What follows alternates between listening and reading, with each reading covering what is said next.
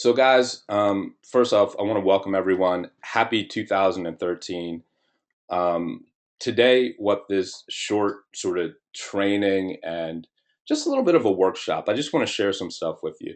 What it's all about is something that happened to me last week that I didn't last weekend that I didn't expect. On Saturday morning, I don't remember what time I exactly woke up. It was probably 11 something, a little bit before noon. That's probably my regular time to get up out of bed. At that time, I remember I had promised that I was going to do a consultation with a couple of our students. So, I love what I do. So I work on weekends when I feel like it. And I did that through the afternoon. That was the only thing that I knew that was going to happen that day. But somehow, by the time uh, the second NFL playoff game rolled around, I had bought a brand new Lexus, a Lexus hybrid, by the way. And there's a couple marketing lessons that I want to share with you guys today. And I want you guys to focus on in 2013 as it relates to how I was sort of cajoled into buying a brand new car. Literally, no idea that this was going to happen earlier that day, and ended up paying cash for it. Now, let me ask you guys this question because here's I'd never done this before, and here's from just a psychological standpoint, um, as a person, the best part about that day for me is that when Steven, my rep at the Lexus dealer, went over the different prices, what I said to him was basically, if I'm going to do this, just tell me the bottom line, because I'm either just going to pay for like a 3-year lease or whatever the terms for the lease were, 36 months, or I'm going to just write a check and buy this car outright. And as I said that to him, I said it with the same feeling that I have if I'm like driving by a Chipotle. I love burritos, to get a burrito. Like sure, maybe I'll stop in and get one. But it was profound for me when I took a step back to think about it, how different that perspective is compared to 2003 and 2004 when I was working back in the corporate world. I could not have fathomed being able to walk into a Lexus dealership unknown to me, and then because a good sales presentation and some strong psychological triggers were played out on me, making the decision to write a big old check, not worry about it, and just own outright a brand new Lexus. It's a pretty badass feeling. And so, just to get you guys focused mentally, I want you to think about that question. What would it be like if you could live a life where literally every decision you made was like that? It costs you something. Clearly, the money's coming out of your bank account or whatever repercussion is happening, but the repercussion is slight. How would your life be different? If there's anything that this sort of maximum leverage lifestyle, in fact, let me ask you, what if buying anything, because I want to see what your answers are, was as easy to purchase a burrito? How would that make your life different? I want to hear some feedback on that one. So come back in the group. Looks like we got 93 people here, 11 people gone. What if buying anything in life was as easy as the decision to purchase a burrito? I mean, that's a pretty profound life change. It's a pretty profound psychological perception change. And I can only share, as you guys are giving me some of your own feedback, that that experience for me changed me slightly. If you never have to worry about money in that way and you can just buy things that you need, there's so much less stress. And if you guys know me, I'm definitely not the type to sit up here and brag about things that I can do, because I think I don't know, I don't dig it when people do that.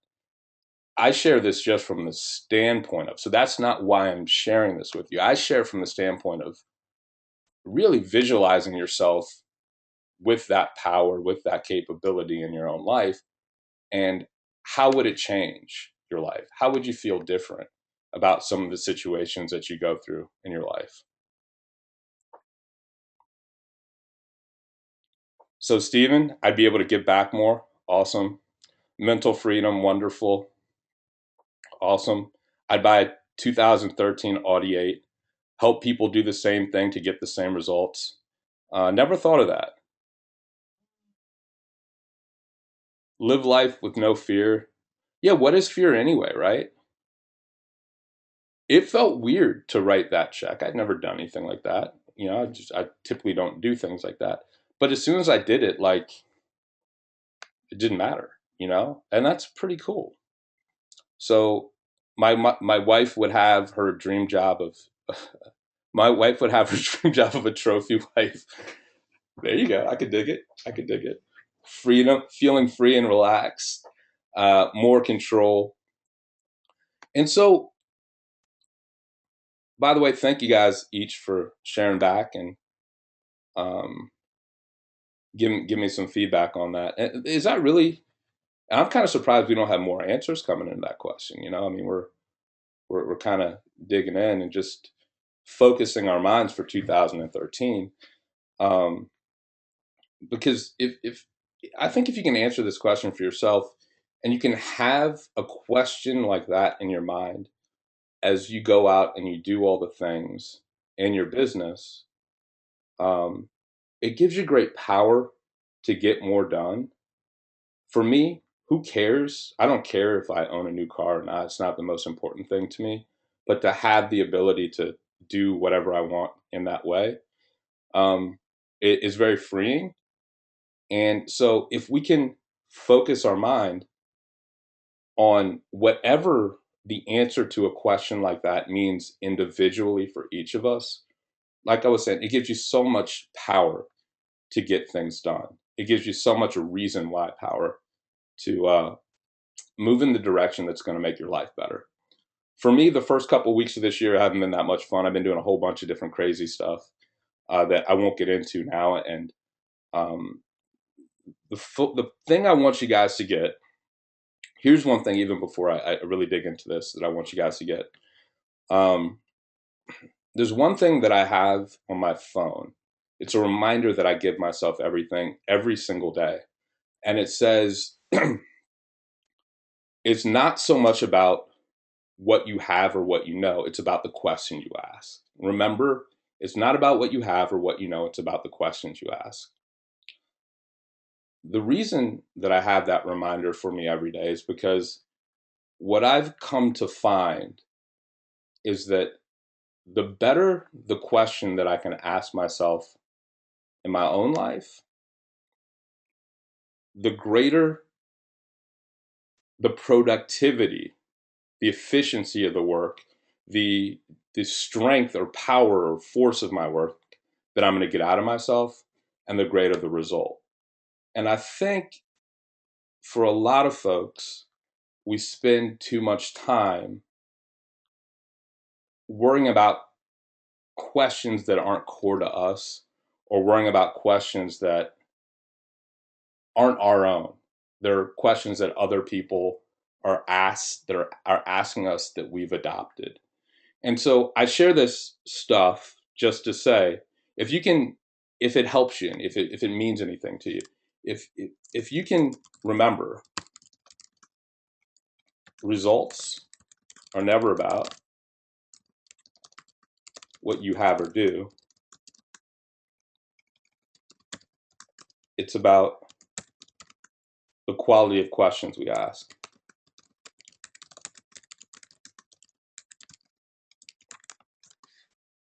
Questions drive us in directions. And if we're not always refining the questions that we ask, and even asking if X question or Y question is a good question, then we're moving through the world with diluted force. And that's no way to get things done. So if it helps you, it's one thing that I remind myself of daily. And the reason that I share any of this stuff and ask you these questions, and I want you to think about these new potential realities. What if buying a new car was as easy as making the decision to get, guacamole on your burrito? Is because they're absolutely potential realities if you want them to be for your life. And they're not as far off as you think. And at the beginning of the year, it's always a great time to ask ourselves questions, especially questions like, what do I really want? Where am I really going? What am I happiest doing? I mean, that's one of my favorite questions to ask myself, to get myself to work more. I love this whole home business thing. I love hanging out with you guys. That's half the reason why I called this training, because I wanted to just have this conversation. I wanted to have fun with you guys. But the biggest and most important question I like to ask myself is just, in the stuff that I love doing, what am I most happiest doing? How can I do more of it? How can I build my business around the things I love to do the most? Now, clearly, in a business building sense, if we can address these questions and keep our minds focused on them, we end up kind of getting there. We do. It's just a matter of consistent effort. So I'm sorry to be so airy fairy. Have you guys found and I'm curious, my little intro?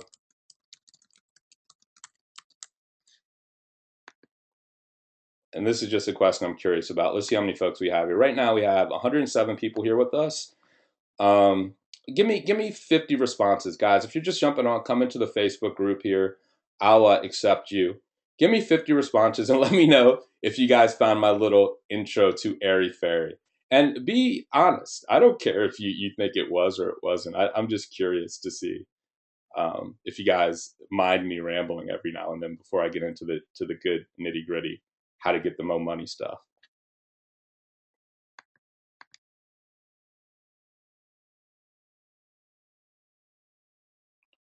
All right, guys. So come on into the group. Give me some feedback. We got one one piece of feedback.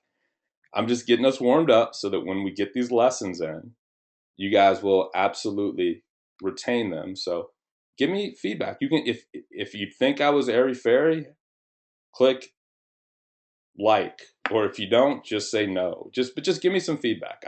Guys, get in here and have some fun with me. Or maybe my internet's acting a little weird. Who knows? Oh, there we go. We got it coming. Keep it coming.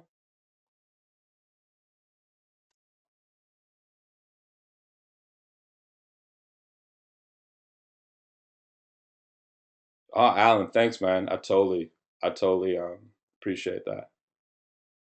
Awesome, awesome. So yeah, guys, keep giving me some feedback. Edward thought it was a little bit airy fairy. Fair enough. Fair enough. I can dig it. Cool. Yeah, keep it coming. Keep it coming. So as we get into this, I'm going to tell you guys a little bit about my story and kind of align it with where you might be in your business right now. And then I'm going to give you some marketing training, some things you can use to get more results in your marketing, and some observations that I've had just speaking to people that are trying to do things in this industry to hopefully refine your path a little bit farther. Um, but as you're giving me some feedback on that last question, if you guys can share a little bit more with me afterwards, if you can come over and answer, what's most important to you about 2013? What's most important for you to get done? In other words,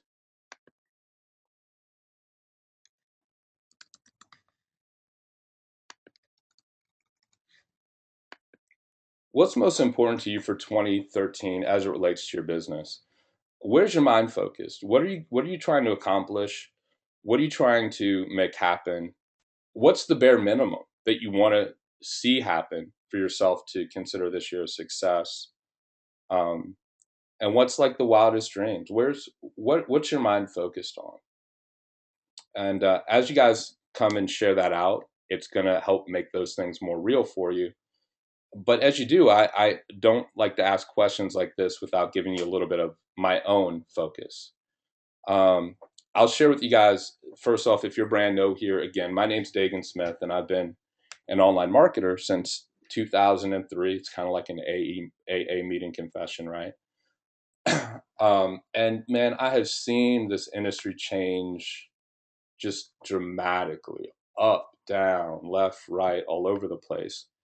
And right now, I have never been more excited, and I have never seen more ripe of an opportunity for people to succeed. And I always like to, at least for myself, do a skills evaluation. What do I need to get better at? If I want to achieve my own goals in my own business, how can I utilize myself as a tool better to get those things done? And so our goals business wide is to really grow our advertising agency, the home business agency.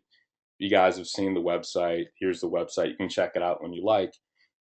Into really the industry's just foundation for an exchange of quality traffic between good, high integrity, high ethics businesses in a way where we're all supporting each other to succeed.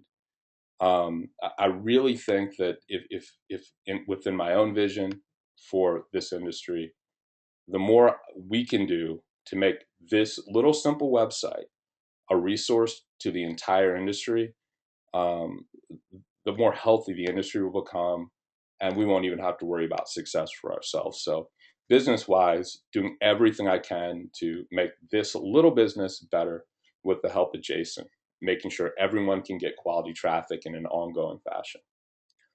If you're on that list, by the way, tomorrow I'll be sending out the email. We'll be opening up the opportunity for people to get traffic from us for the first time this year. So look out for that. Secondarily, we started a program where we're teaching people to become list publishers. And this is one of the things that I'm most excited about on a personal level, because there's nothing else in the industry like it. List publishing, email traffic, and providing that to the industry is what this industry is founded on. And I've had some of the best times in my life and some of the biggest challenges to date, um, creating, scaling, and managing that business. And I really look forward to scaling that and helping people get to a six-figure level in their business as quickly as possible by creating lists that are of value to the industry because they're selling advertising space to their newsletter. I mean, just as an example, we have one of our members, Kristen Darkenwald. She's my age. I'm 32. She's, I believe, also 32. She started with our list publishing profits process, I think, 6 months ago, maybe at the longest. And first month, I think we sent her $3,000 or $4,000 because what we do is we buy our publisher's traffic um, in bulk. And then the second month, I think we sent her $8,000, and the next month we sent her 12, and then this month we're about to send her $20,000. And so if you guys can see just how quickly that scale is, that's why I'm excited. That's one of those things where it's just mind-boggling how much success we can bring about. And of course, Kristen's not the only person. We got Ramon, Jeremy, who's here, June, who's here, Raina, who's here, that are also a part of that experience with us. And then the final leg of my business that I'm really looking forward to focusing on and expanding in this year is what you see here in this picture.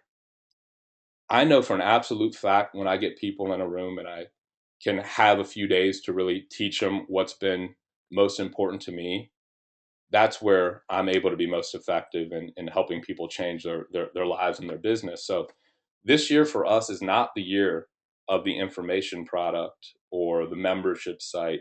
It's the year of come to DC or come to Vegas or come to the workshop wherever we're having it, and let's get knee deep and dirty into building your business. And so I define those things for you because I want you to know that I have a mindset for what we're trying to do in our business. And there's lots of reasons behind all of those things. But you also want to have that same sort of definiteness of purpose going into your year. Because once you do, you can ask yourself questions like, how do I need to be better in order to fulfill on that obligation, to fulfill on that goal? And for me, I'd like to share what those things are. Like, what are my New Year's resolutions? In other words, there's only a few, to be quite honest. There's only three that I have for myself, and they're simple. Number one, it's what I already said to you. The quality of questions determines my future. I know flat out. The better questions I ask myself, the bigger my future becomes. And so, how can I ask myself better questions? Well, inevitably, what I think most of us don't do enough, me included, is we don't take time to really concretely think about ourselves and what we're doing in a consistent, ongoing pattern. And so for me, one of the most powerful things that I can do to keep my head clear and focused is to journal daily. What I found is when I journal is each day, not only does my thinking become better and my concentration become better, but I find new areas that I couldn't have found to create value or be more valuable in doing anything else. There's no way I could be as focused, and there's something magic to taking some time to really define your own thoughts for yourself to yourself. And so for me, I've been sporadic with that. For me, I got to do it.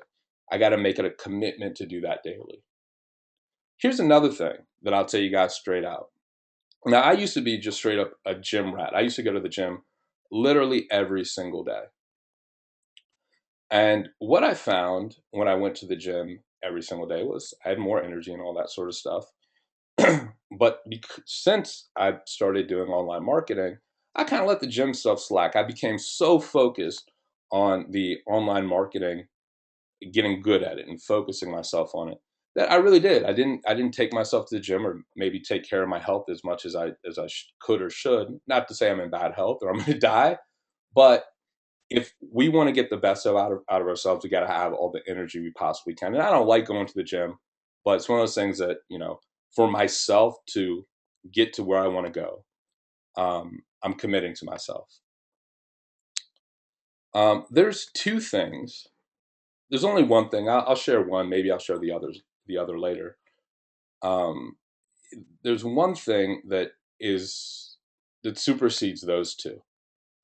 And the reason I share this is because if we have big visions, I mean, I'm fairly certain that our business will do millions this year, and I'm fairly certain also that our business will at least have $1 million plus month, if not many, many this year. So this is the scale and this is the scope of thinking that I'm sharing this stuff with you on. So you can take it leave it at that. Um, the thing that supersedes those two, because those two are important habits to acquire, and a book that I think everyone here should read is The Power of Habit. So, in fact, let me pull that up. So Amazon, two books that I think everyone should read: The Power of Habit, killer book. And I think if I click it, I'll probably find the other one that you should be reading as well. Yeah, The Willpower Instinct. Audiobook, either read it or audiobook it. They're just great. The habits we create really define our lives, and the better we think and the more energetic we can be.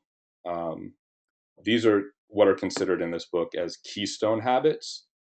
And the more we strengthen ourselves with habits like the two I just shared, the the easier it is to be disciplined and more effective in other ways. So the thoughtfulness for what I shared with you so far came from some thoughts that came from reading these things and just evaluating myself, just so you know. But the thing that kind of supersedes this stuff, guys, for me is this is a unique year for me. I've always been the type of person that was driven by a desire and curiosity to achieve based on what I've seen someone else do prior. So an example would be when I was a young high school kid, and I'll pull up my Al Bundy picture.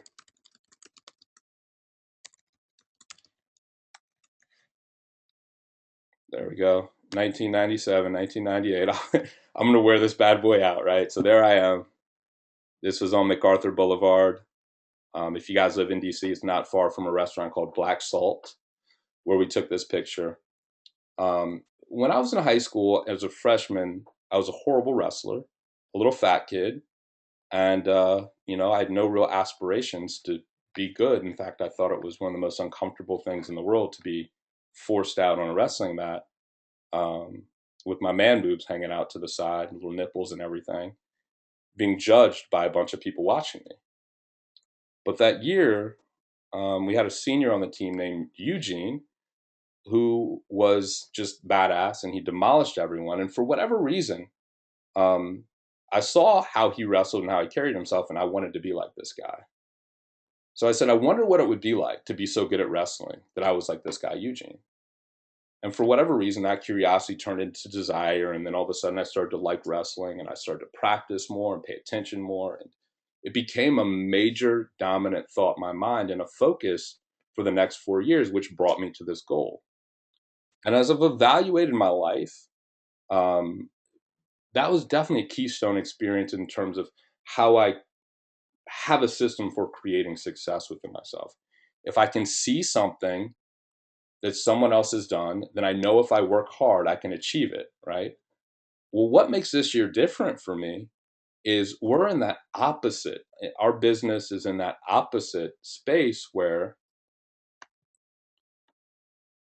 it's not that I don't see people that are doing great things, but I don't see the person that I want to aspire to be like, or the status I want to aspire to be like. And reflexively, when I look around, I'm humbled and honored to see so many students that are just doing amazing things out there in the world. And so I always look for a source of inspiration. And this year, in the way that I'm used to looking for sources of inspiration, I can't. It's not there. So therefore, my other dominating focus and question is, how can I be the source of inspiration? How can I be the example to set for others and even for myself, right? And so, one question for me that's bigger than the rest is, what is inspiration? And how can I make it a bigger factor in my life this year? So, if there's three things in me that I know that I've got to get better at if I want to achieve what I want to achieve this year, it's becoming a better thinker, living in a healthier body, and becoming the source of inspiration that I know I can be for a lot of other folks.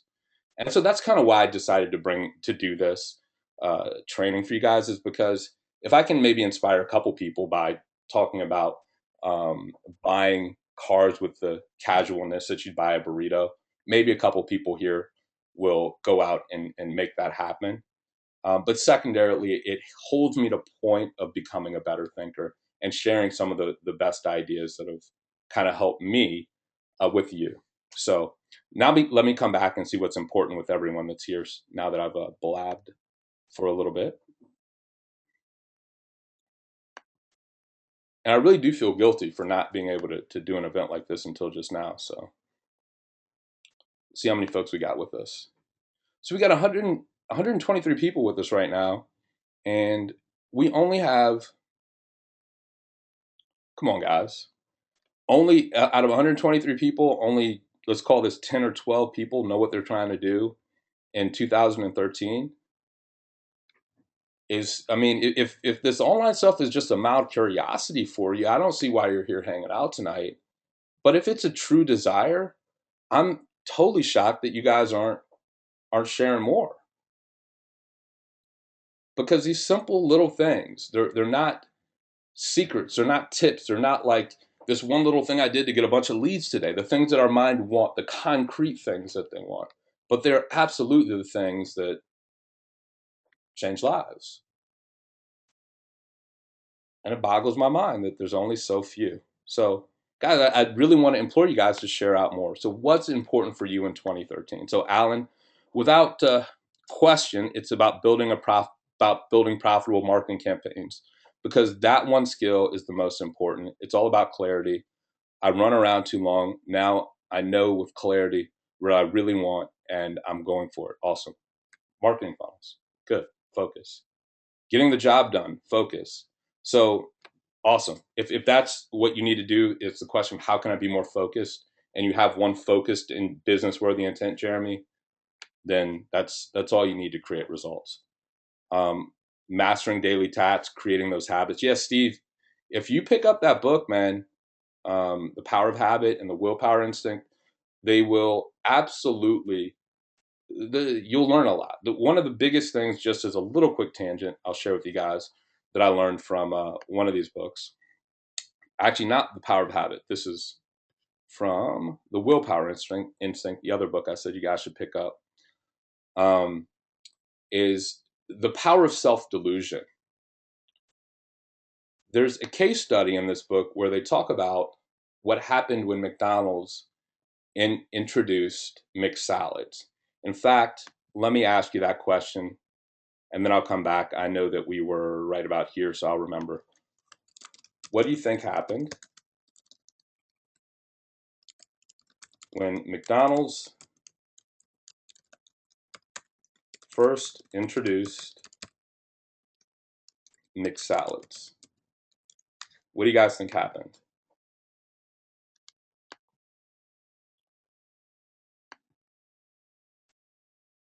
Give me some feedback.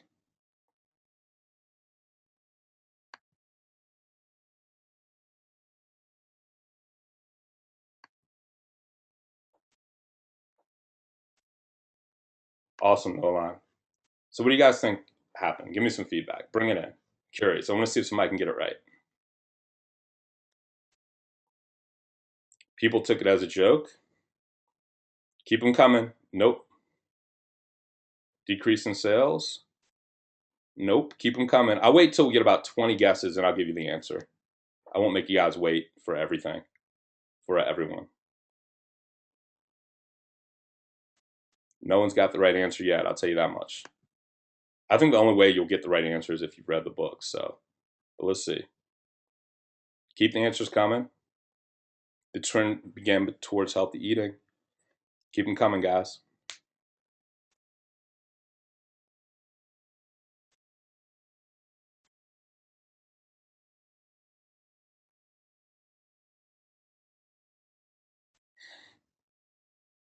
Other fast foods place started offering salads. Like, keep them coming.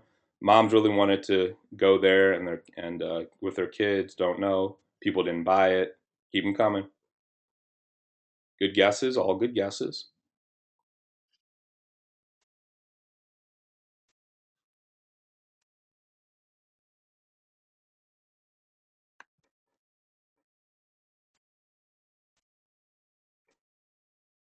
What happened was so counterintuitive, it blew me away.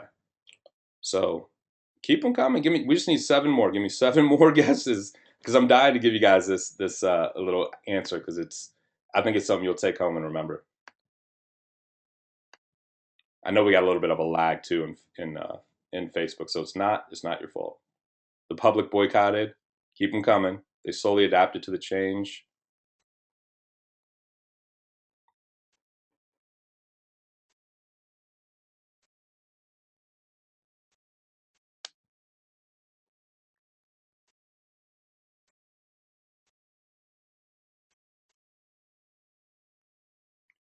Oh, we have a winner. So here's what happened. David, smart man. You probably read the book. Um, when McDonald's first introduced McSalads, the immediate thing that happened was there was a tremendous spike in the number of Big Macs sold. This is very telling of human nature because here's what people did. They basically went into McDonald's and said, "Oh, look, there's mixed salads. I feel better about coming to McDonald's right now. Next time I come to McDonald's, I'll definitely get a mixed salad. But right now, I'm going to go ahead and get myself a Big Mac." And so the power of self delusion is that one of the powers of self delusion, is a better way to say it, is that we tend to think that the future version of ourself is going to be a more disciplined better version of ourselves compared to today. When in reality, the future version of us is the same person we are today. Or reflexively, if we want to change how we would make decisions in the future, we have to know that that decision that is out of alignment with our long-term goals today will remain out of alignment with our long-term goals until we make them our decision today. These books are very good. So, Steve, as far as it comes to habits, read those two. You'll get a lot out of it, and they'll give you some good insight. All right, so let me see here. Let me get back to what's important for 2013. Getting the job done. Focus, Steve. Making more money online automated than my SEO services. Cool. Mastering your least product. Cool. Focus and something focus. Focus and keep moving forward by following Big D. Junjun's rocking it with his list publishing business, man. He's getting clicks like crazy. Continuing to increase the size of the list while helping people along the way. Awesome. I'm looking for very finite things. Start making money so I can leave my job. Do it. Abimbola. Sorry if I said your name wrong. That's where I started. Make it happen. Live a lifestyle. Build great relationships. Here's what I would say for some of these things: be more business focused. Because some of these things I can see you're saying being general, and I know this isn't the proper format to really expound upon what you might like to say. But if you can say that the same way that I kind of structured the reasons why I have certain things I want to instill in myself, here's the business worthy goals or the societal worthy goals that I want to help achieve this year. And then you can say to yourself, here's what I need to be to achieve those goals. And you can define both those things. That gives you great power and great questions to move yourself through. And I can see some folks here are still in that phase where you're just kind of thinking things through and trying to figure it out. That's okay. I mean, here's I spend time thinking about this stuff, and one thing that I don't think I've ever shared so far is probably the reason that I even got started in this online money making deal or got curious about making money online was from one specific experience I can remember to this day when I was a little kid. I can remember when I was a kid, sometimes I wouldn't call us like dead broke poor or anything like that, but there were times when we didn't have the lights on or things weren't perfect, right?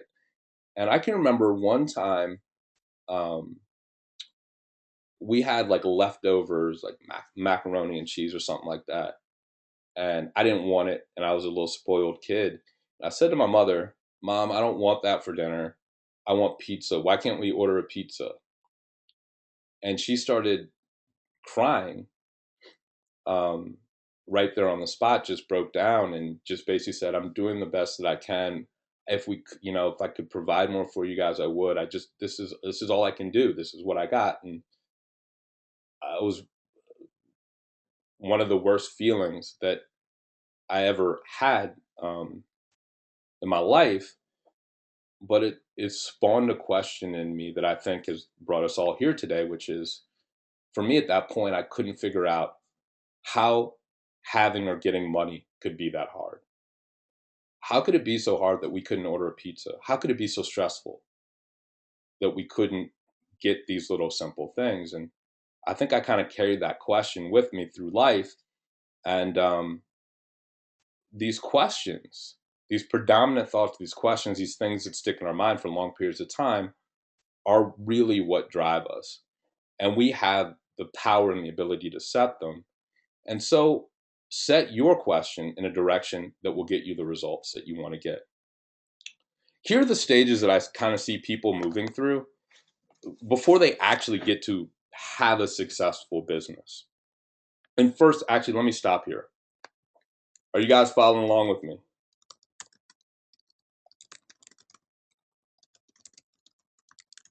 What's your biggest takeaway so far? If you guys are following along with me, just click like.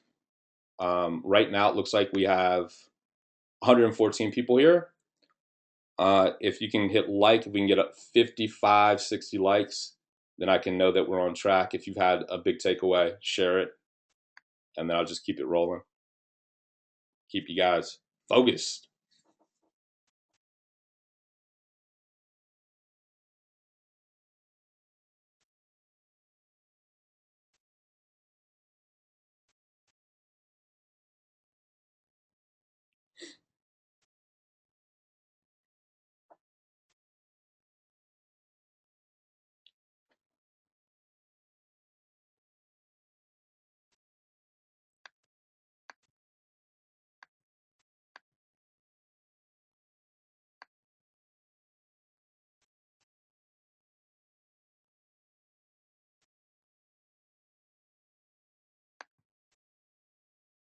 Great takeaways.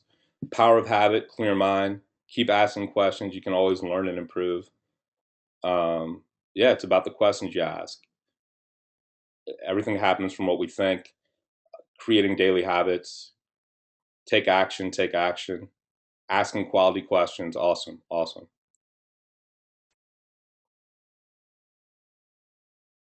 The questions that you ask are very important. Awesome. Yeah, awesome. We have to become better thinkers, no doubt. Be more specific with our desires. Absolutely. Lewis, good to see you, man. Keep building and testing. Got to ask myself the right questions and have the precise answer. Not the precise answer, but a direction. So yeah, awesome. Yeah.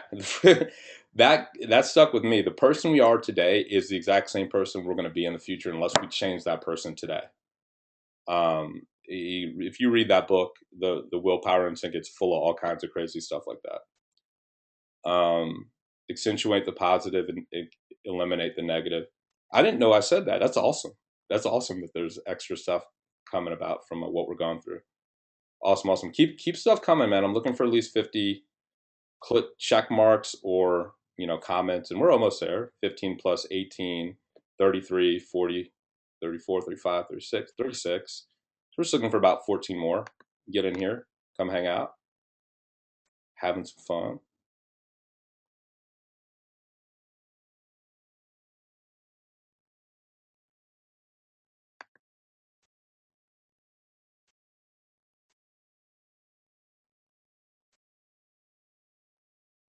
So I'm looking for 15, 50 guys, 50. We got 33. Give me some more likes, some more comments, just something, and then we'll keep it going.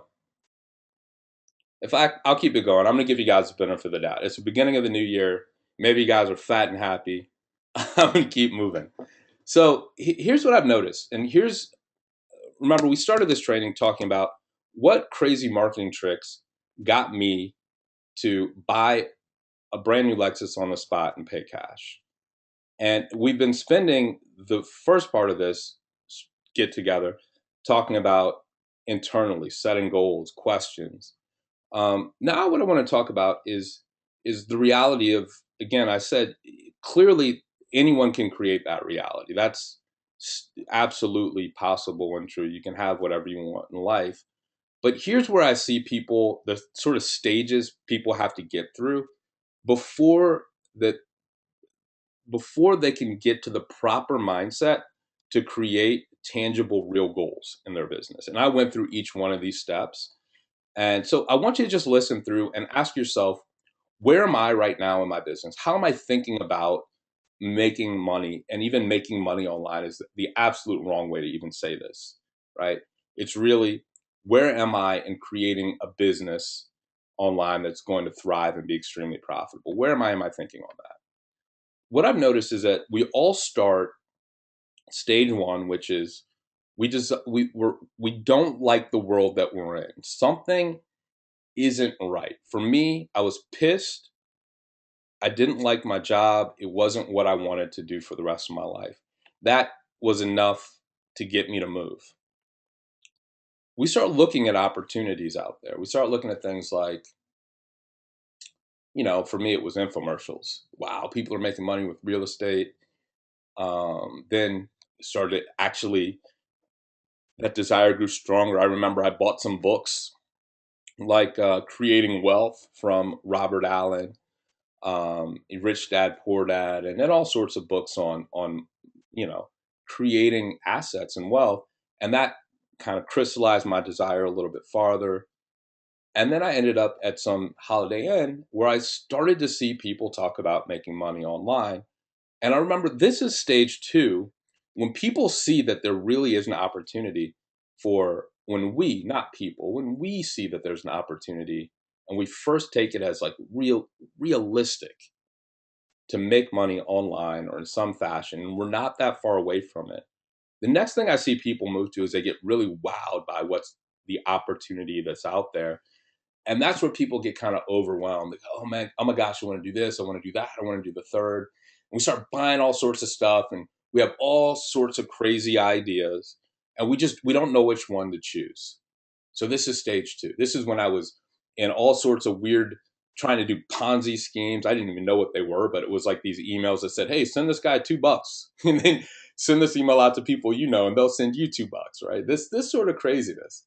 We just try anything because we're like, "Whoa, I think that this might happen." The next stage that I know that I went through, and I see every single person that I've worked with go through as well, is they finally make a choice to move in a specific direction, and they make a mistake. They choose the option that's the lowest risk opportunity, or the perceivably lowest risk opportunity. Again, this is why people that get involved with, so the one that comes to mind immediately for me that stumped a ton of people last year was that program Zeek Rewards, right? People were in this deal, and what it did was you put money in, and then it promised you a return if you did like a little bit of button pushing. And because they did pay out some money, people took that as, man, this is really working. Whatever this is, quote unquote, it's working. I'm going to keep doing it.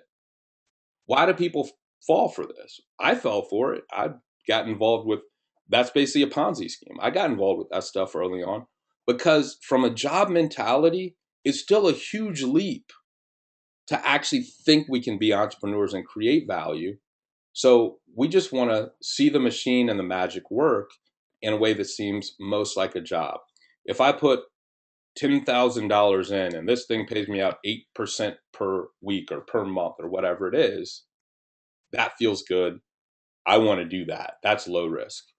The problem there is that typically what is perceived as the lowest risk is typically the highest risk, most scam, illegal thing we could possibly do.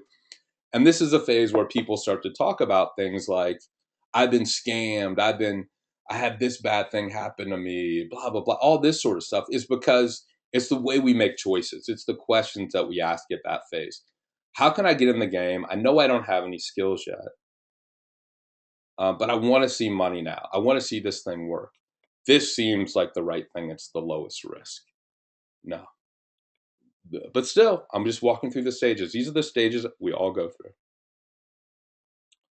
After we get our ass kicked a little bit, um, it's like getting slapped in the face. I remember as a little kid, I would I wasn't always the best kid, but I can't even remember what I would do, but I probably got slapped in the face at least a couple of times a month, right?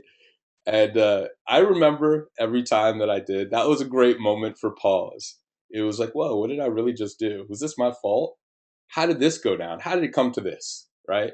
I remember this is how it felt. And when that happens to us online, we put some money into something that we think is low risk, but turns out to be a scam. Um, it's like a slap in the face. It's a financial slap in the face. And what happens is our mind reacts by saying, whoa, what's going on? That wasn't right. I need to recalibrate. After a big success or something weird like that happens, what happens for most people is then they start to make more realistic business choices. This is when you'll see people that will get involved in, network marketing.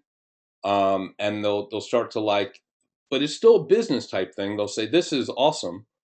I'm in network marketing. Teach me, tell me what to do." Now I'm in a real business. This is different from that last thing. This is real. I'm not going to get scammed.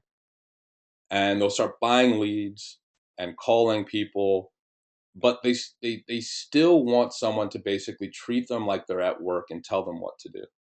So we're not there yet, but we're getting the idea that we're getting into business. This goes on for a while until we realize that, there's more, because when we're in that state a lot of times and we're in a community where we can see other people are succeeding, we start to weigh ourselves. We start to say, well, this guy, he's doing better than me. Why? Well, he's got this skill. Maybe he's more focused. Maybe he's got this or that.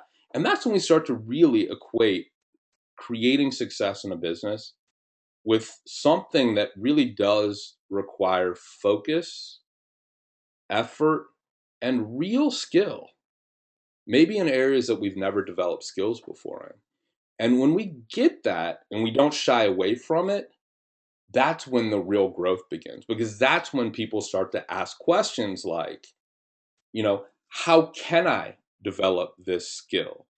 How can I create my own business? Typically, after people have come to that point of focus and they start to equate themselves to others in the industry, and they say, well, this guy has this skill, this guy has this perception. This is online when people start to talk about, well, what I'm missing in my business is a brand. I need to set myself apart from other people because I don't have a brand and they do.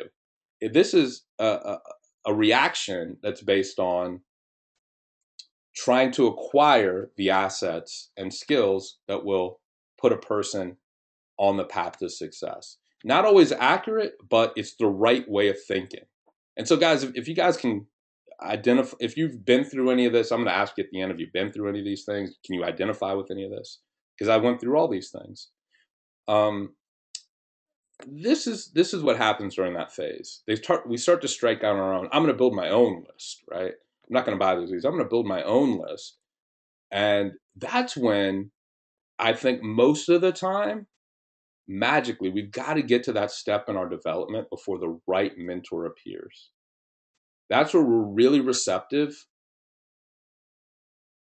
Our minds are really open for the first time to real business worthy change and finding someone who has the skill level in which we lack to help us get there.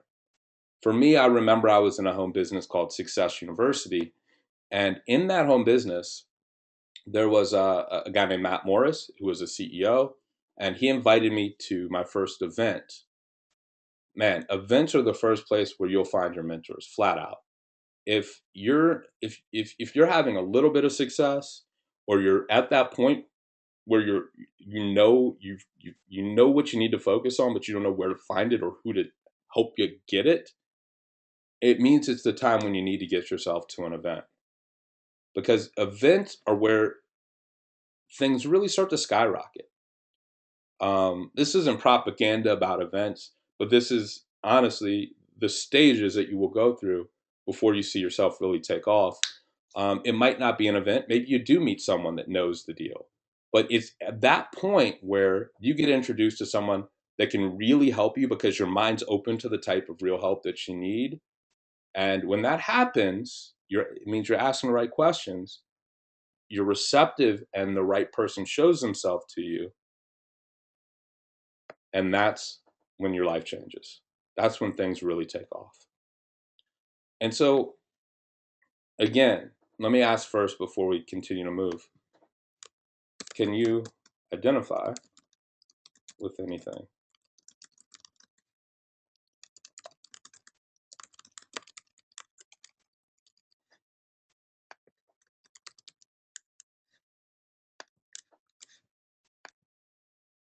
In doing some self reflection this week while journaling, I really went deep into thinking about these things. And so, what I want to ask you guys is, can you identify with any part of that journey? Where do you think you are? Are you at the part where you're just trying to pull yourself away from something you don't want to be doing? Are you wowed by all the opportunity that's around and you feel a little bit overwhelmed? Are you in something that you think is really low risk, but now that I've kind of identified and said, here's what we were thinking when we do that, you're really not in the right place for yourself? Or are you at the part where you've been bitten and you feel like you've been scammed, and now you're like, I need to do something that makes sense, that's real? And are you at that point, or have you been to that point where you've been looking around and saying, well, that guy's in the same place as me, but he's doing better, and why? If you can identify with any of these things, it means you're on the right track. And so the reason that I'm identifying these things is because in order for the information I'm about to give you guys to really hit home and be something that you can use, you have to be to the point where you're open to, number one, striking out and creating your own value in the marketplace, and you're open to real mentorship. And so I know that maybe a lot of what I've been sharing with you tonight um, might seem like not exactly what you came here for, but I did think very, I did think a lot about this before I got here. And I need you guys to know that none of this marketing stuff matters until you're at the point where you're open for mentorship, right? Awesome. So I'm seeing some feedback coming.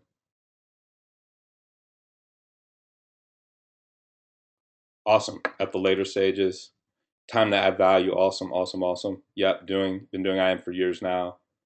Need to get results. Failed in other MLMs. Awesome.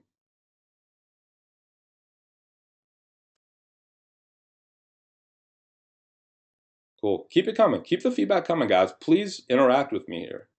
I'm not here to sell anything to you. This is not, there's no intent, no purpose. The only thing that I want to emphasize that you should pick up, and I'll give you the link at the end, is I really, really, really think that you should get a lifetime membership to Maximum Leverage. I do think I'm a pretty good coach, but I think you should get it because it comes with that free ticket to Maximum Leverage Live too. And that's where things really change.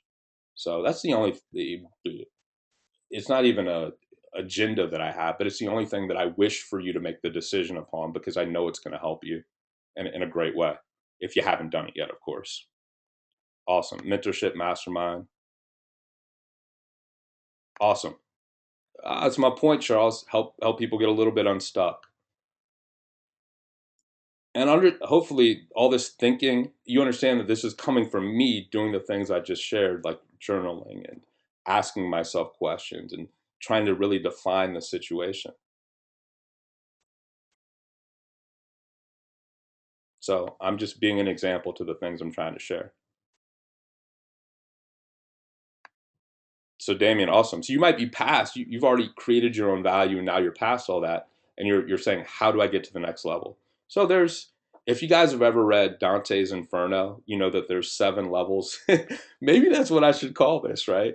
There's I think 7 levels of hell before you get down to the devil.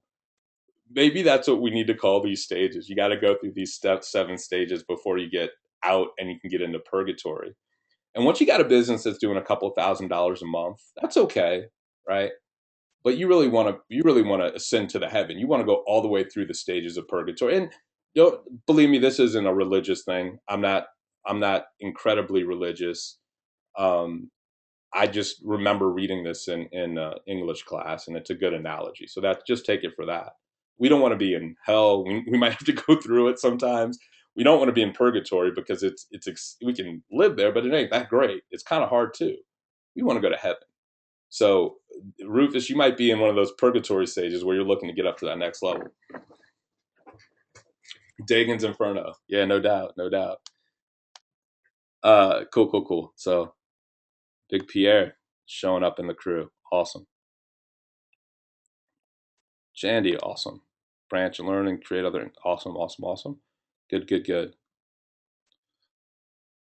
So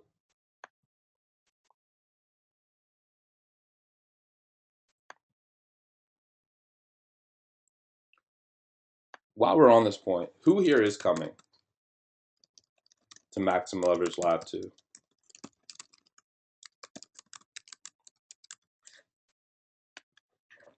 Who here is definitely coming? I just want to get a feel for who's gonna hang out with me on March 9th. Shares you like on that one. I'm not trying to limit or ask for any specific number of responses. I just honestly want to get a feel for who's gonna come.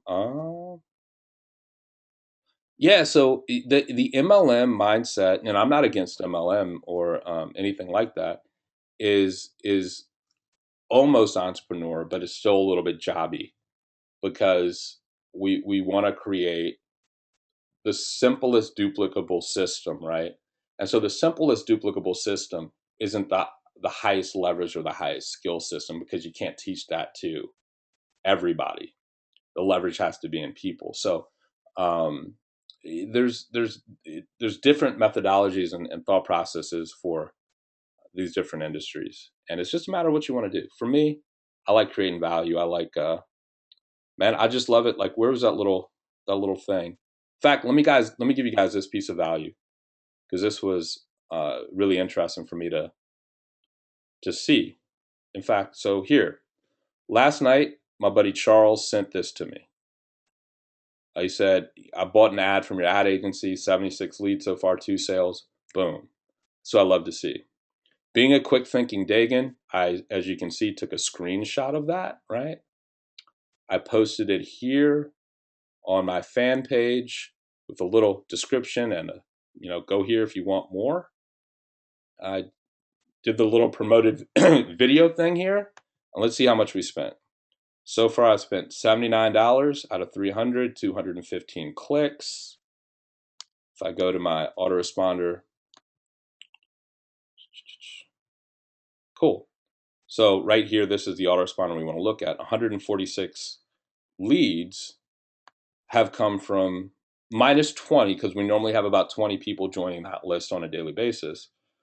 So about 120 leads came from 80 bucks spent, 215 clicks. That's a good little ROI. And so for those of you who are here who want like just a quick marketing tactic, here's the thing that I felt stupid for not knowing, for not seeing until last night. But no better way to use Facebook as a way to get leads than to take feedback from people, the feedback that people give you in Facebook, right? And then use that feedback as images. Images always get more exposure and more likes and more shares and all that stuff than just the text. That's what we found, at least. And put it back out there because we're using information from the media to share things in the media. And what we're seeing is, we're getting some really cheap leads and a lot of exposure. So for those of you that want a quick tip, be very mindful. Keep your eyes open to what people are saying to you in any media. If we want to take a lesson outside of Facebook, if we just want to take it inside of Facebook, we would say, take the good stuff that people say to you in Facebook about what you do in your business, screenshot it and put it back out there and use it for business worthy purposes. Because what if you're always creating cool testimonials? That means you can always get your business out there in a very valuable and very acceptable way that will be believable, right? So little quick tip, right? We are having some value. I wish I would have seen that sooner. If we take it to the higher level, in any media, the same thing will apply. If we're, let's say, on YouTube, if we took something that came from YouTube and shared it with YouTube people, it would be easier to consume and believe than if it was from some totally different media. So, quick little lead getting trick for y'all. Ah, boom. See? Sweet. I might need to keep that sucker going for a long time. Anyway, let's get back in here. Boom. That's what I'm liking, June. Action, action, action. Give, give, give. Cool, cool, cool, cool. All right. So, looks like we've had about 175 people come. We lost 65. We've got 112 left. So, congratulations to those of you that are still here hanging out with me. Here's how I ended up buying a car. Now that we've gone through this stuff, and let's see. Cool, awesome. Awesome, awesome, awesome. Good, good, good. Titch, it's about time you come, my friend. Here's what happened. Here's how I ended up buying a Lexus. And here's some lessons that I want you to take home. I help out a couple of our students with a consult Saturday afternoon. And I say to myself, I'm thinking about maybe checking out some cars. Let's go check out and do a test drive of this here Lexus. All I had done was just kind of looked at stuff on websites. I had no idea of actually, doing anything, sending anyone any money. Kim and I drive over there. Kim is my lovely wife. We get out, we meet a guy named Steven. Steven is not that great of a sales guy, I'm going to tell y'all. The guy was like, I had to ask him questions to bring me the information that I needed, as opposed to him kind of giving me the good info that I might want. But you got the job done. So do you have to be a great salesperson to make sales? No. You just have to attract the right prospect. I went in the front door. Remember that. I went in the front door. This is how real marketing works. When we spend money to drive traffic, essentially what we're doing is we're getting people to our front door and then we're letting them make the decision to come in. If they make the decision to walk into the front door, you do not have to be some masterful salesperson, because here's how it went down. It had nothing to do with Steven's ability to sell. In fact, he was surprised that anything even happened. He's like, "Oh, well, you're buying a car today? Whoa, this is how he kind of this was the feedback he gave me." Um, we got in there. He took us on a test drive. So think about marketing. Once someone comes into your funnel and you know they have a desire, how can you let them experience a little bit of what the true experience is going to be like for free or with the least amount of resistance? So I get in the car, we go for a ride, and it's smooth, it's nice, I like it. The version of the car that they had like a navigation system in it and leather seats. I didn't care about the navigation system or the leather seats. It was like white interior. And so I said, Steven, I'm really looking for a black version of this car with a black interior. Can I get one of those? What would it take? So we get back. He sits at his computer and he looks them up and he says, basically, there's not very many of these. There's only one in the entire region right now. And I can't tell you exactly when that will be available or if it ever will.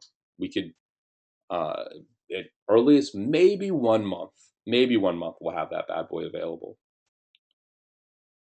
But most likely, and there's not even that many, I can't promise you that there'll be many. 3 months is probably the earliest we could get you one of these here rides in the way that you want them. And so, not even that I really wanted to buy at that moment or anything, but the relative scarcity of exactly what I wanted a certain type of something. There's very little of it. Mentally is always going to increase the value perception in your prospect's mind. And this is all working on me. And so I say to myself, basically, man, that sucks. If I could get one of those, maybe I would. I start to think this way. I didn't know they were so rare. I haven't even seen one yet. That's crazy, right? Now, here's what I want to stop and say. Did they do this on purpose? Was he the best sales guy by being the worst sales guy? I don't know, right? Um, this very well could have been orchestrated. I don't think it was, though. And so I got all this stuff going through my head, and we're continuing to talk. I'm looking at different cars in the area, in the whatever you call it, dealership. And then he's going over the different pricing options because I started asking, if I lease this, how much would it cost if I just did a single pay lease? Because I wasn't sure if I wanted to buy or if I wanted to lease, right? And then he brings up the fact that, oh, you live in DC. So he knew I lived in DC. Did you know that that in DC, there's a tax break if you have a hybrid, if you purchase a hybrid that does 40 miles per gallon or more? You can basically not have to pay any taxes if you live in DC on this car. So boom, immediately what that does, think about that. that doesn't apply to a lease. It applies to the full price sale of the vehicle. So I start to do the math in my head, and I'm like, all right, well, probably makes sense for me if I'm going to do this to buy it. And I start to say, well, are there any available anywhere? There aren't. We start to think about when they could be available. I start to look at like different colors, because now I'm kind of like bought in, and I don't even know that I'm bought in, right? And then, as if like clockwork, the manager comes out and he says, right now, we have one vehicle available that we had procured for another customer, but their credit fell through. So right now, if you go right out back, we have a black on black Lexus hybrid right there waiting for you. Do you want it? So the only thought in my mind is, well, what if I waver? What if I say no? Will this be here tomorrow? This is in such high demand. There aren't many. Man, all right, yeah, let me just go ahead and do this deal. And so here's what I want you to get. So I write the check, I bring the check the next day, paid in full. Far better to pay for things in full. I think mortgages and car payments and credit card stuff that can't be paid off fully is a certain type of slavery, right? It sucks.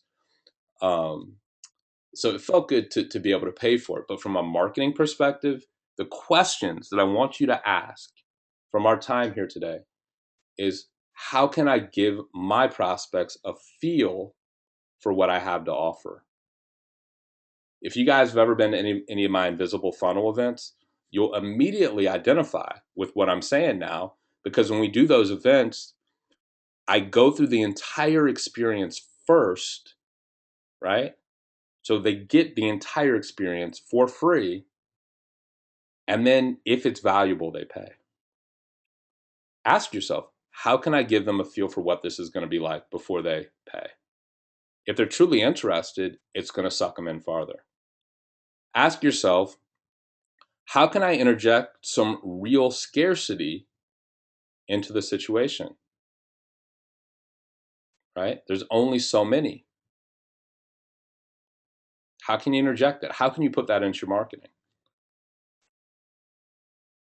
While those two things are at play, how can you interject something that's a bonus, but strategically a bonus at a place that's the highest profit margin for you as the business owner?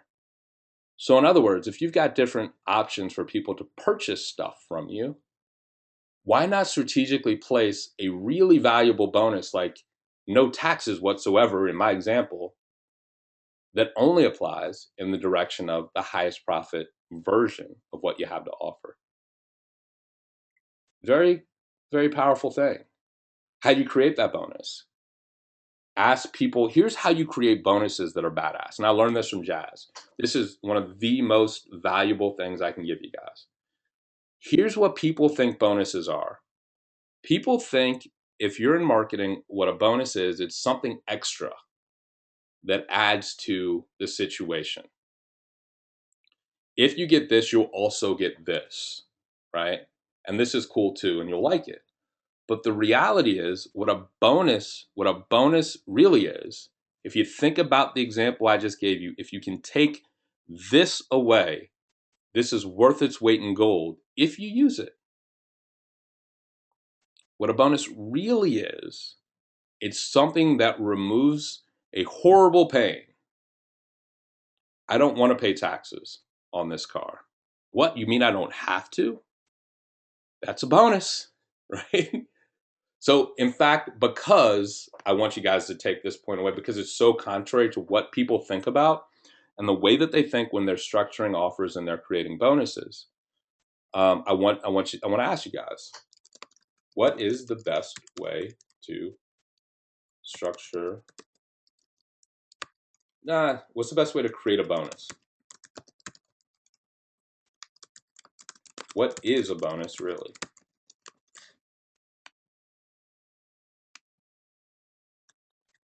Are you moved? In other words, this is why this is so powerful and why Jazz is such a smart person phrasing this to me this way.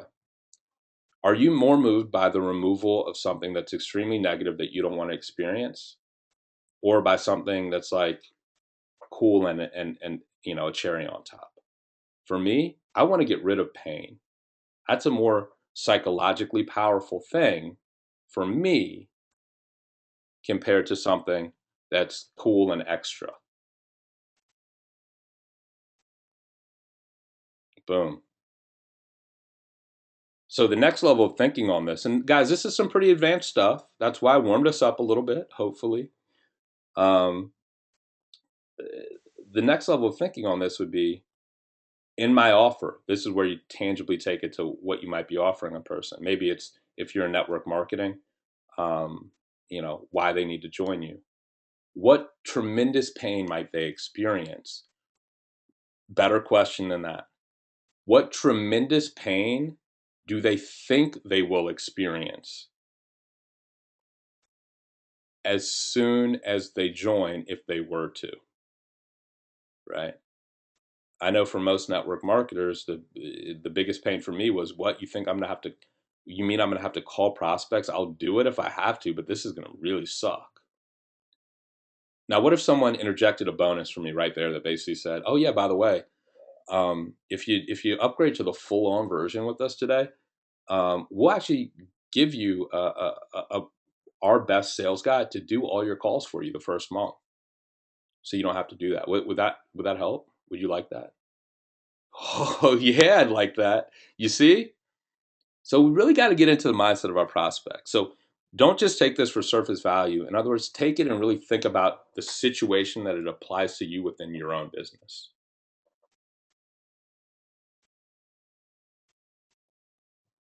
All right, cool. So interject a bonus and understand what a bonus really is. All right. Now, the last thing that we want to do is we want to create extreme time scarcity. How can we make it feel like, if we don't say yes now, we've lost out on an opportunity that may never happen again? How can we make it feel like, if our prospect says no now, they will miss out on an opportunity that they may never ever get again? I tell you guys, if you do some deep thinking about whatever you're offering, right? It's not about 100 million bullet points. You guys understand this? The guy, Steven, didn't tell me anything about this car. I went into this dealership basically saying to myself, I think it looks cool. I want a hybrid anyway because I'm a dork like that. And this is the coolest looking one. Let me see what it's all about. I had to I had to literally vacuum information out of this guy, specifically that I wanted. In a normal sales situation, what happens? We're trying to display all the different bullet points, all the different cool reasons why you need to say yes. This is good. This is good to do. But I'm saying, core to the sales process, it is not. That's what I'm sharing with you here. If you just interject these 4 things to the right prospect, they will write big checks, just like I did this weekend, for whatever it is you have to offer. It ain't about 100,000 different bullet points, perfect copy, or any of that. It's the right offer structured in the right way to the right prospect. The right offer structured in the right way to the right prospect. Now, here's the challenge. Here's what you guys are going to take away from this as a challenge. This is hard to do if you're one of those people that, i.e., is like me, and you want to know all the cool tricks, because it's so simple. What you're going to want to do is you're going to want to go out and master everything and add this to the final piece of the equation for whatever it is you're doing on top. What I'm saying is, the greatest way to a result, the fastest way, is a straight line. Just use this and see what happens, right?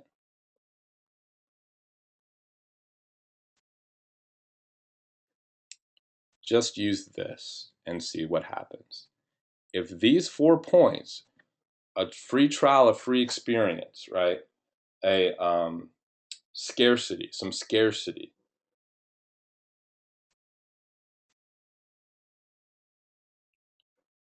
a bonus that you didn't expect,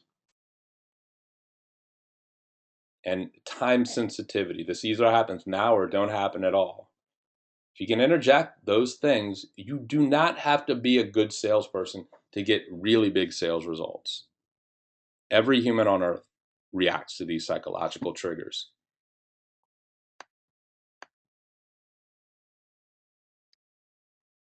All right. So, questions.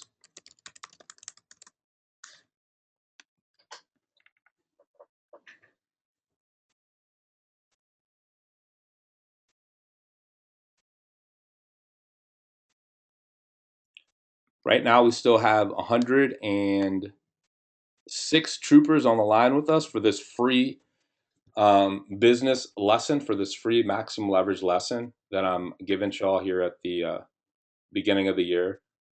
Hopefully, you guys are finding this valuable. Um, it's not a tinkering lesson, but it's a money making lesson. I guarantee it if you go back and you think through these things and put them into play in your own business.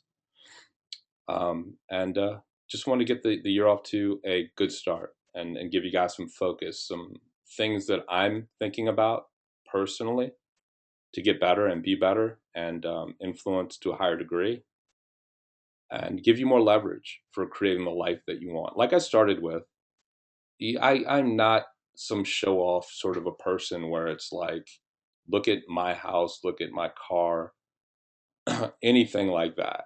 But there were some very valuable lessons in how I just was persuaded to purchase a car this weekend that I wanted to share. And the only emphasis, the only point besides your own your questions that you have right now is that you know the that I want to make is that if you haven't gotten taken advantage of the last, here's what I want you guys to think about. In other words, let me say it like this. If you're here with me right now and you think your business is going to be better, you think you're going to at least get some value, some money made more because of this experience. And if you could imagine this experience on a personal level, us in a room, you asking me questions directly, me saying, no, put your left hand down, stupid. You got to use your right for this one, and seeing the difference and leaving changed. If you can imagine those things, if you can feel the value, then I really want to emphasize that you should upgrade to the maximum leverage lifetime while we still have those final somewhere between 8 and 11 spots. What you get is literally everything that we have in maximum leverage we've ever created. Imagine what we just did now, plus all the cool tricks, tech stuff that can make you money for basically doing nothing. See, the cool thing that I didn't share here is the car cost me, tens of thousands of dollars. But as soon as I got back to work on Monday, from just literally something I didn't even do, a commission that was created from a part of the business that I didn't even touch. I got an extra $11,000 wired to the bank, to our bank account, um, to help cover that cost. And why can't you have a business that's creating $11,000 days without you doing anything? This isn't me talking about what money we made from the sales of our product or made from the sales of anything we're doing. This is just commissions coming from stuff that I didn't even know was coming. It's an extra 11,000 bucks. Why can't you have a business like that? It's my contention that you can. My contention that everyone here can. And I know that the best way I can help you do it is to help you do it in person. Stare you down, make you cry, and give you the best of what I got. So, um, yeah, whatever. That's just me saying that I think you should come. And if you don't, in fact, let me pull this up.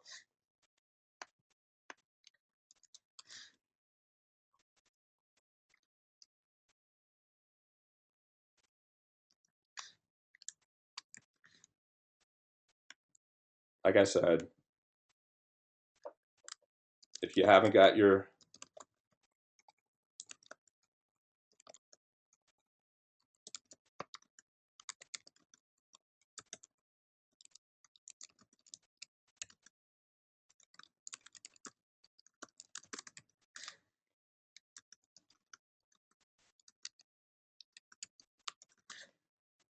If you haven't joined as a lifetime member, please do now.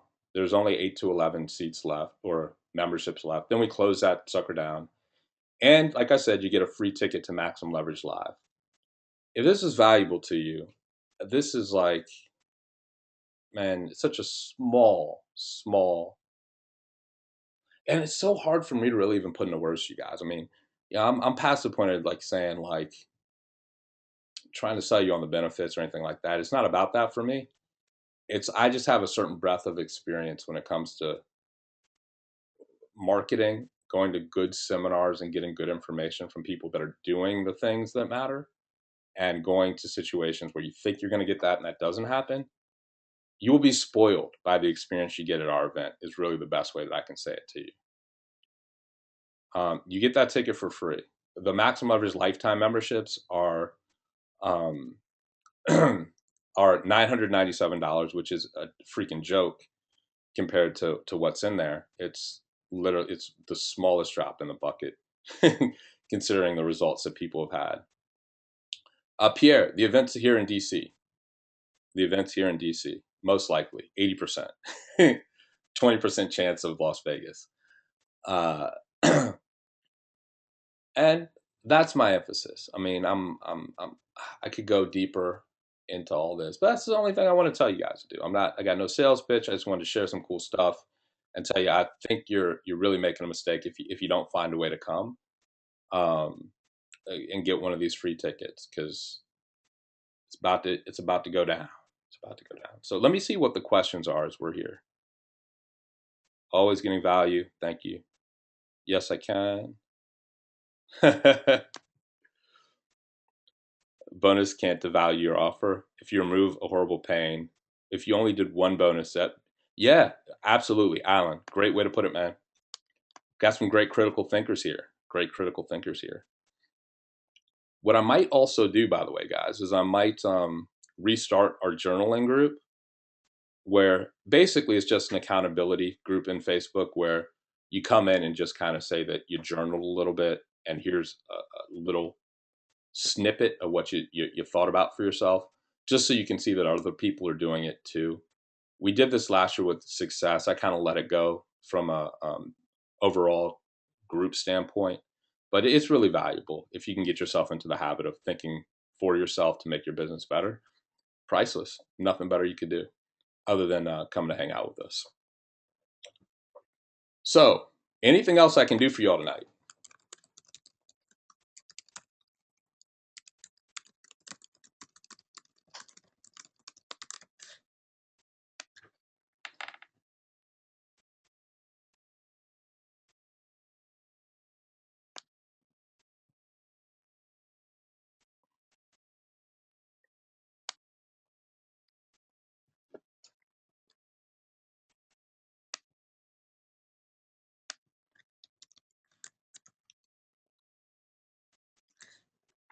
I just sent the link to everyone here in the group for the lifetime sign up.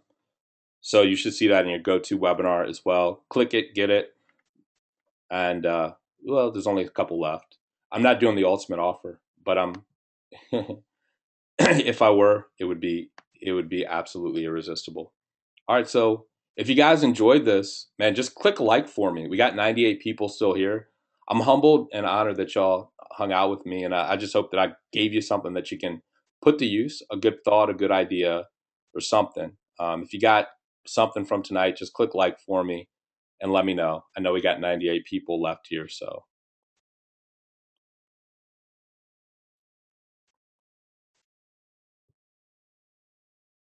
give me the Mitsubishi. Nah, man, that's Kim's car now.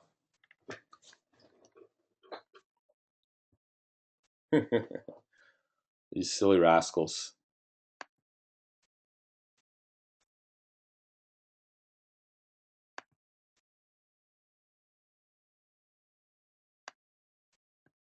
Give us a Lexus.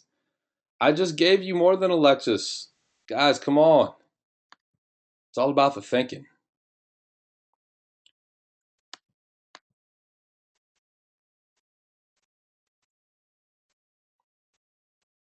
Bentley next time. I'd have to want a Bentley, but whatever. Let's make Junjun, if that's your deal, let's get you one, man. You're on the way. I know you're well on the way. Come on, guys. If you're here with me, I know we got like 92 folks. Can you give me a like, just a like to say that I'm good to go, just so I know that you're here?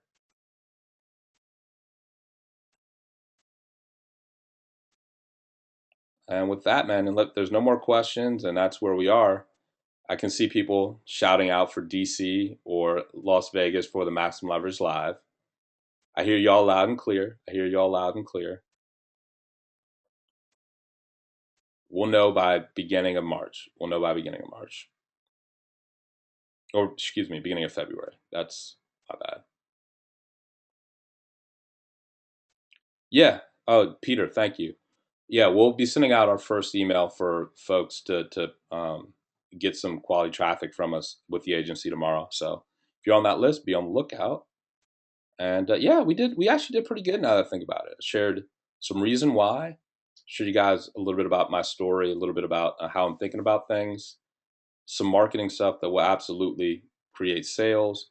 And I even gave you a lead getting trick if you haven't used it, just a little Facebook trip. So that sounds like a good healthy marketing meal to me, right?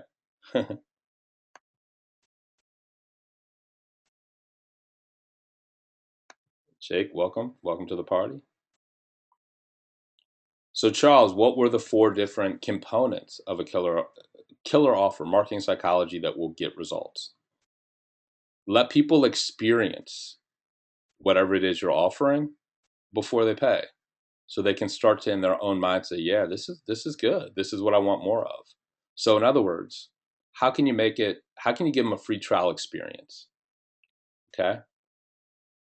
Number two, create some scarcity, right? For me, there was only one of those cars in the region. So if we can create some scarcity around what we have to offer, the value perception from the standpoint of the prospect goes up dramatically. All right. So that's number two. Number three is interject a bonus, an extremely powerful bonus that eliminates pain. The best bonuses, let me give you guys, and this, I just want to emphasize this one last time for those of you that choose to stick around for this. And pay attention to these things that they happen to you and for you and in your own life and business and all that good stuff.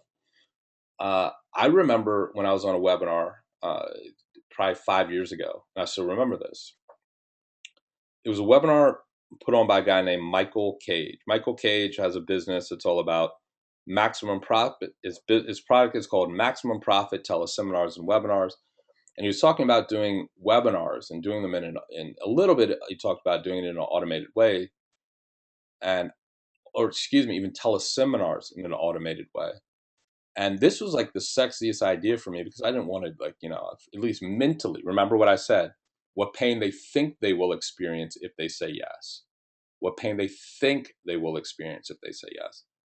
For me, as I was listening to him talk about teleseminars and webinars, he said that he was talking about the possibility of automating your webinar. I liked everything that he said, but as soon as the bonus came up where he said, and in bonus number 4, I'm going to show you how to do automated webinars. I'm going to set you up with the exact same systems that I use, and I'm going to give you the same templates and tools that we use so that you can start out with exactly what we're using as marketplace best practices to put your best webinars and teleseminars on autopilot for yourself. As soon as he said that, done. $2,000 sent to Michael Cage. That's all it took. That bonus wasn't purchased or thought about from the standpoint of this is going to make me better. It was purchased and the effect was felt because it was taking away a pain I didn't want to experience. These are always the best bonuses. That's actually a smart thing. Pretty smart. And then number 4, Charles, is how can you make it how can you make their how can you interject some extreme time sensitivity? It either happens now. How can you get your prospects to think that if they pass up right now, this opportunity may never happen for them again? They could live 1,000 lifetimes. They'll never get this deal again. And these things are, of course, framed in, let's do this for real. So those are the four. Alan's got it. Alan's got it.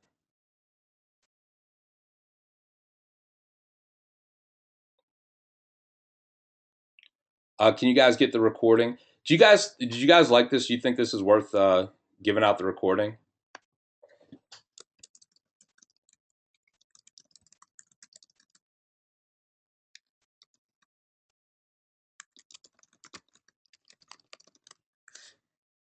And I ask this because I'm lazy and I don't feel like necessarily doing the work. But if there is this overwhelming, yes, I'm actually going to go through this recording, then I might see what I can do to make it available to those that are here. I don't necessarily plan on sending it out to everyone that didn't come or left early. Of course, everyone always says yes. That's what I'm talking about. Big Steve or um, Mr. Troutman. Can't wait to see you again, sir.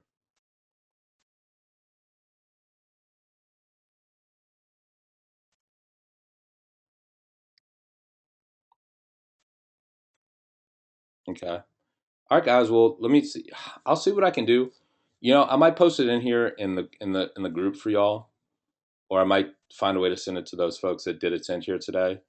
But I'm not going to say 100% that I can or I will, because the reality is tomorrow morning at 8 a.m. I'm jumping on a plane to San Francisco. Boom, traffic and conversion, and we've got a booth over there for our deal. Um, and I gotta go put in some work. So if I can, I will. But there's some time constraints that I have, and so that's the real deal on it. But hopefully you took notes and you interacted, so now it's ingrained in your brain, and you can take a few of these things home and use them to create a better 2013. So guys, my pleasure. I missed this. We'll do it more. And that's all I got. That's all I got. Go kick ass, and I hope to see you here in DC or in Vegas at Maximum Leverage Live on March 9th. Tickets are still free if you pick up one of the last lifetime memberships to Maximum Leverage. After that, they will be on sale for the appropriate investment. Actually, still a steal of a deal of an investment, but more than you get them for now because now they're free.